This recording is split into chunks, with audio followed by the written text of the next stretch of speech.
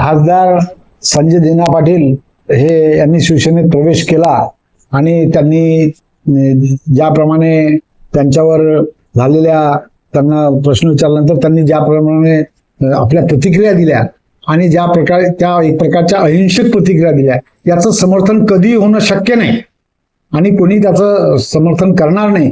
परंतु त्याच्यासाठी माननीय मुख्यमंत्र्यांनी आणि माननीय उपमुख्यमंत्र्यांनी सुद्धा त्यांना समज दिली आहे आणि माझ्या माहितीनुसार त्यांनी सुद्धा उपमुख्यमंत्र्यांकडे दिलगिरी व्यक्त केली आहे. परंतु त्यांचं वागणं निश्चितच चांगलं नाही, या लोकशाहीला ते सुद्धा चांगलं नाही. त्याचा कोणीही कायद्यावर विश्वास असणारा माणूस त्याचा नेहमी निषेधच करेल.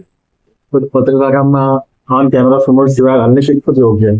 त्यांनी पत्रकार हा तर खऱ्या अर्थाने म्हणजे आता दोन नेत्यांमधला फरक जर तुम्ही बघितला तर 2 दिवसा अगोदर सन्माननीय मुख्यमंत्र्यांनी असं म्हटलं की पत्रकारांवर जर कोणी काही हे करत असेल किंवा त्यांना दडपण आणत असेल तर त्यांच्यावर अजामीनपात्र गुन्हा हे करतील.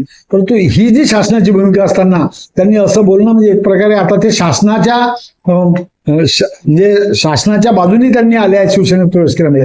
त्यांची भूमिका शासनाच्या विरोधी आहे, शासनाच्या विचाराच्या विरोधी आहे आणि पत्रकारांची तर म्हणजे त्यांनी केलेलं हे खऱ्या अर्थाने त्याचा निषेध करावा तेवढा कमीच आहे. धन्यवाद.